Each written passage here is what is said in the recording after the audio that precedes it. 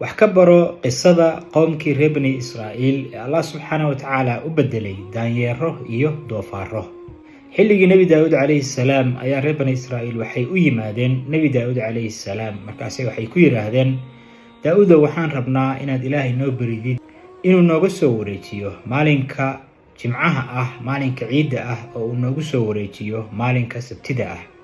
Nabi Daawud calayhi salaam wuu weydiiyey sababta, markaasay waxay ugu jawaabeen, Allah subxaanahu wa ta'ala koonkan markii uu abuurayay wuxuu bilaabay maalin axad ah, wuxuu dhameeyey maalin jimco ah, wuxuuna nastay maalin sabti ah. Anaguna waxaan rabnaa inaan nasanno maalinka sabtida ah oo nalooga dhigo maalinka muqaddaska ah. Nabi Daawud calayhi salaam Allah subxaanahu wa ta'ala ayuu u bariyay. Allah subxaanahu wa ta'ala waa uu ogolaaday in maalinka muqaddaska ah loogu soo wareejiyo maalinka sabtida ah, laakiinse waxaa laga xarimay maalinka sabtida ah in ay wax shaqo ah qabtaan oo ay kalluumaystaan. waxaa loo ogolaaday 6 maalmood oo kale inay waxay rabaan sameeyaan oo say rabaan u kalluunsadaan, laakiin maalinka sabtida ah kalluunku hadduu lugtooda hoos yaalo xataa inaysan taaban. waxay deganaayeen tuulo xeebeed main sourcigooda cuntada uu ahaa kalluunkaas badda ay kasoo qabsadaan. 6 maalmood oo loo ogolaaday inay kalluumaystaan ayaa badda markii ay galaan waxay kasoo waayaan kalluun. Allah subxaanahu wa ta'ala baa isagoo ku imtixaamaya wuxuu ka kaxeeyey kalluunkii badda ku jiray oo dhan. halkii maalin oo laga xarimay inay kalluumaystaan ayaa kalluunku wuxuu soo dhooban jiray xeebta isagoo raxan ah, laakiinse Allah subxaanahu wa ta'ala maalinkaas sabtida waa uu ka xarimay inay kalluumaystaan oo kalluun soo dabtaan. qofkii kalluun dabta maalinkaasna wuxuu noqonayaa qof caasi ah oo dambi galay.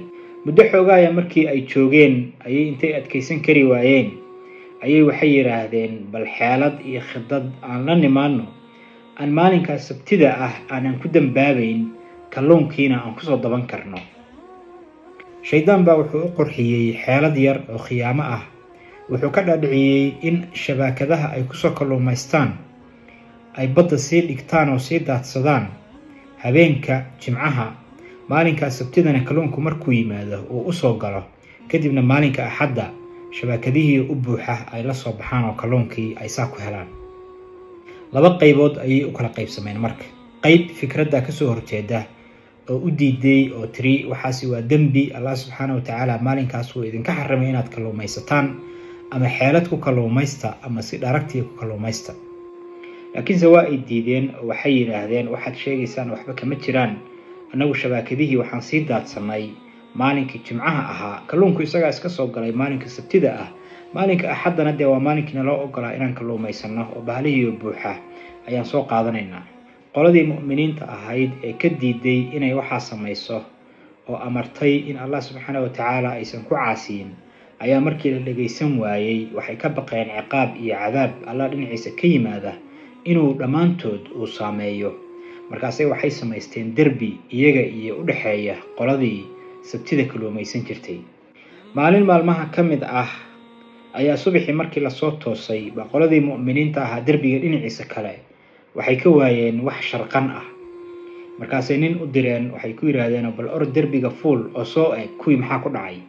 derbigii markii uu ka qoraansaday ayuu wuxuu arkay daanyeero iyo doofaaro badan oo meeshii yaacaya iyo dadkii oo ka maqan. Allah subxaanahu wa ta'ala ayaa dhammaantood wuxuu u bedelay daanyeero iyo doofaaro. waxaa la yidhi dhallinyaradiina wuxuu ka dhigay daanyeero, odayaashiina wuxuu ka dhigay doofaaro. kuwii mu'miniinta ahaa ee aan la bedelin ee derbiga dhinaciisa kale ku noolaa ayaa intay soo wareegeen ayay waxay u yimaadeen daanyeeradii iyo doofaaradii meesha yaacsanaa. iyagu ma fahansana mana daraansana in daanyeeradan iyo doofaaradani ay yihiin dadkii qoomkii reer bani Israa'iil ee Allah subxaanahu wa ta'ala caasiyey oo saa laga dhigay. laakiin kuwan daanyeerada iyo doofaarada ah iyagu way garanayaan oo nin walba ninkii ugu dhowaa ama ina adeerkiis ama walaalkiis ama abtigiis ayuu intuu soo ag fariisto ayuu ooyay. markaas ayay dareemeen oo ay ogaadeen in ciqaab iyo cadaab Allah subxaanahu wa ta'ala dhinaciisa ka yimid uu ku dhacay oo uu u bedelay daanyeero iyo doofaaro. dadkaas daanyeerada iyo doofaarada laga dhigay waxay noolaayeen 3 maalmood oo kaliya, kadibna waa ay wada dhinteen. Allah subxaanahu wa ta'ala wax taran ah kama uusan reebin, kulligood waa uu halaagay oo waa uu gumaaday. halkaa waxaa ka baxaysa fikradda dadka qaar ay dhahaan daanyeerada iyo doofaaradu waxay kasoo jeedaan qoomkii reer bani israa'iil ee la nasakhay. laakiinse daanyeerka iyo doofaarku waa xayawaano Allah subxaanahu wa tacaala iyaga ka horreeyey oo hortoodba jiray oo uu abuuray. dadkii uu u bedelay daanyeerada iyo doofaaradana kulligood 3 maalmood gudahood ayuu ku wada gumaaday oo ay ku wada laadeen.